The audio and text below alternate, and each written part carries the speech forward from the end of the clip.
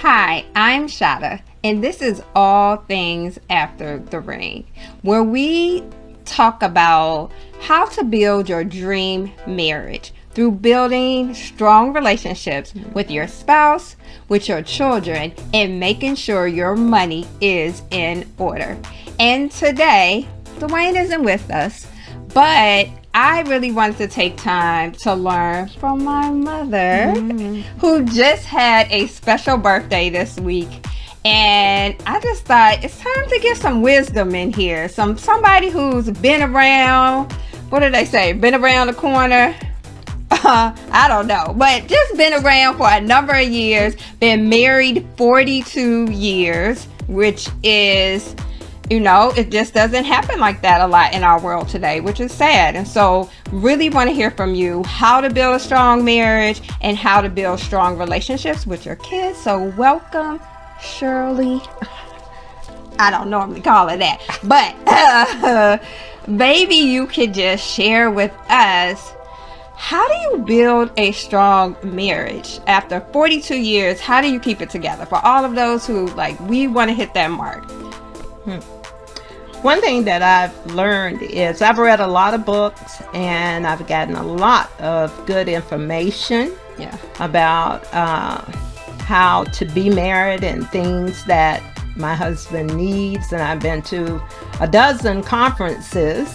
I would say that's one thing that you need to do. Go to conferences. Is go to conferences. Yes. The same way that they say we need to change our oil every 3,000 miles. Yeah. You need to go to conferences. I would say, if you can, every year. So go to a conference. Go to a conference. Okay.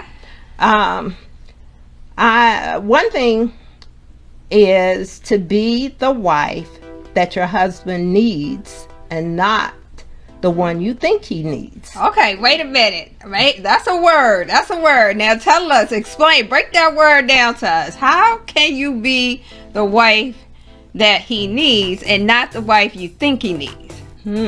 Like I was saying, there's a lot of good books out there, a lot of things you can learn, but you need to be a student of your husband. There are a lot of things that you do know. There are a lot of things that you are doing right, but there are a lot of things that you don't know.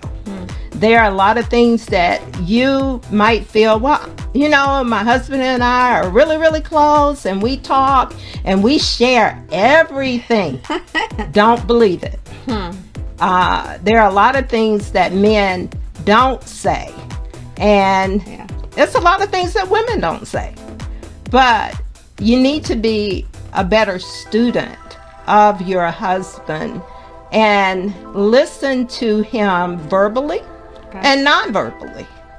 A lot of times men, this was something that I came to realize, was a lot of times men want you to do things with them.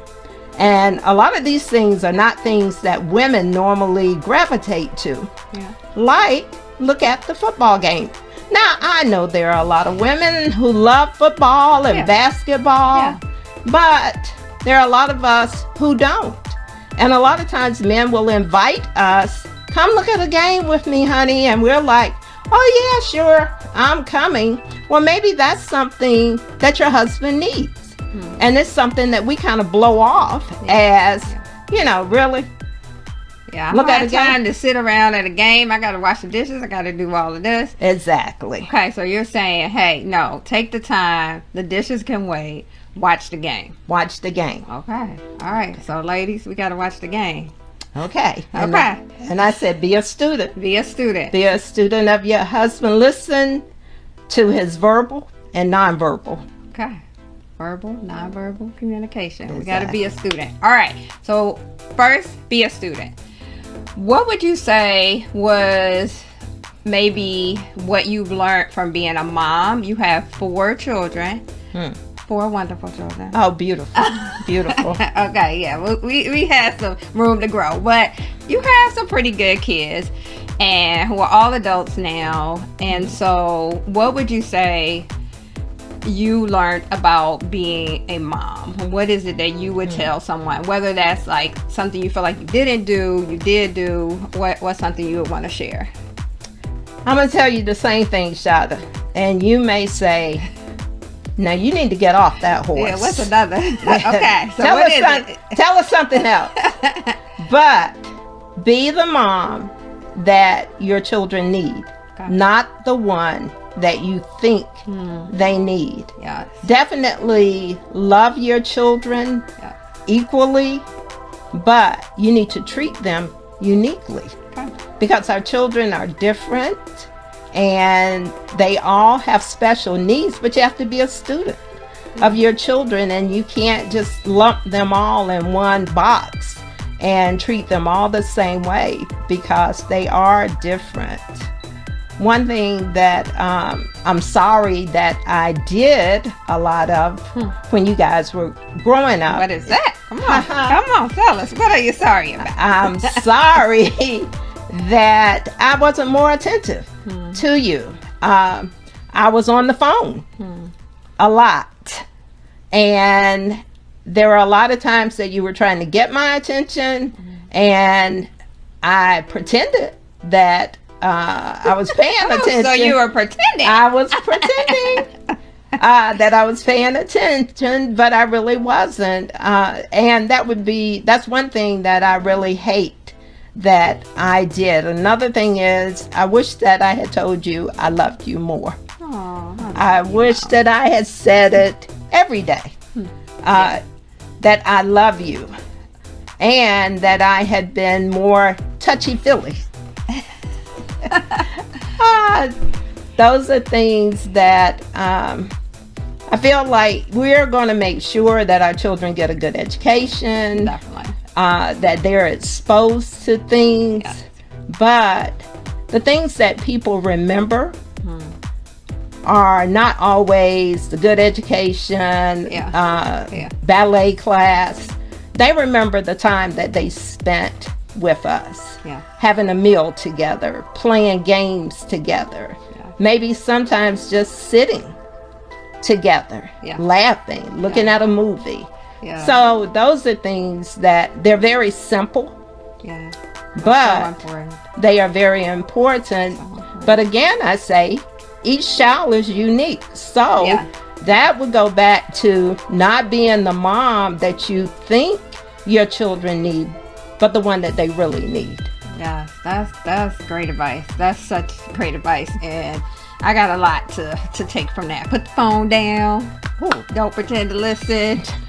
Actually listen. Okay, so basically 2 very important things, but the same, but not easy at all, is being a student of your husband and also being a student of your child, or your children, because you love them equally, but you also have to love them uniquely. Exactly. Okay. And one more thing. Okay, another thing. Just one more thing. I was thinking about a lot of times, your dad and I always had a date night. Right. It was Mondays. Yeah. But sometimes date nights are hard to come by. Yeah. Especially when you have children. Yeah. And I would just encourage you. One thing that I did not do, your dad was a morning person, I was a night person. Yeah. So I was up a lot of times late at night. I would encourage you at least 2 or 3 times a week. If you don't go to bed together, go to bed together at the same time. And maybe that could be a date night for you. Or, just a night that you cuddle. But you have to set some ground rules for your husband because what we think about cuddling is not quite. We might just have different definitions. So, exactly. Yeah, we might need to get on the same page. But I think it's just like you said, being a student of your husband, and I think that's good. I think that's what I'm going to take from this. I'm going to try to go to bed at the same time as Dwayne. We do go to bed at different times, so I think that's great advice. Okay. All right. Well, thank you. So we learned some important things today. Being a student of our husband, being a student of our children.